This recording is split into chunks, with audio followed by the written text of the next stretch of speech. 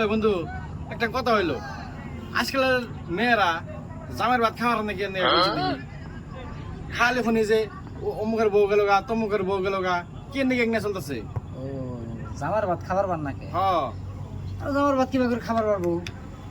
ঘুমের থেকে উঠা নেই আই, হ্যালো মা, ভাল লাগতেছে না।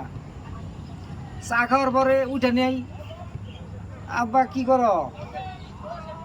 এই বলে মা কি করো, আব্বা কি করো, এমনি করতে করতে তিনের মধ্যে কমসে কম 10 বার দেখবেন খালি বাবা মা এইটাই। আর মাই কবো ভাল লাগতেছে না, একবার হয়ে থাক। বাবে কবো যাবাই নিয়ে একটু বাজার বাজার করে গা। খালি মানে ওই বাপ মায়ের চিন্তা যে ওইটাই ভিতরে চিন্তা। কিন্তু জামাই কি করবা নিছে না করবা নিছে হেন্নার কোনোই নাই। সংসারে যে কাম দান্দা পড়ে রয়েছে হেন্নার কোনো দান্দা নাই। খালি বলে মা আব্বা খা, মা আব্বা।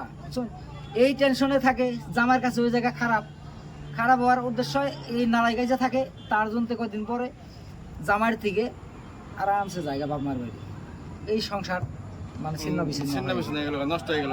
হ্যাঁ, ওইরকম যদি সংসারে থাকে তাহলে কোনো স্ত্রী কোনো স্বামীর ভাত খাইবেন নিতে পারবো না, যারা নাকি এনি টাইম বাবা মারে ফোনে হ্যালো হ্যালো হ্যালো। এইটাই কারণ। আর তার মানে বউরাই খালি মার বুদ্ধি শুনে, খালি মার মতো চলে, আর মা এরকম সব কথা জানিয়ে থাকে। বুঝছো? রাইট কথা। তাহলে জামাই বাড়ির কোনো একটা কথা মায়ের বাড়ি কোন যাবো না, মায়ের বাড়ির কথা জামাই বাড়ি কোন যাবো না। ঠিক বলেছো। তাহলে সেই সংসার সুখী কি হয়েছে বুঝছেন? মা তরকারিতে লবণ বেশি হয়ে গেছে গা। ও গেদি লবণ বেশি হয়েছে, তাহলে পানি ঢেলে দে। পানি ঢেলে দিলে ওই তরকারি সংসার মাসে খাবার পারবো না, সেটা চিন্তা নাই। কিন্তু যে ওই টেনশনে বাপের বাড়ির টেনশনে থাকবো, লবণ কতটুকু দেন রাখবো হেন তো চিন্তা নাই। লাস্টে মা শিখাই দেবো পানি ডাল, ওই যে অশান্তি, পানি ঢেলে দিল সংসারে। এটাই হলো অশান্তির কারণ। আর মানুষের বউ যাওয়ার মূল কারণ।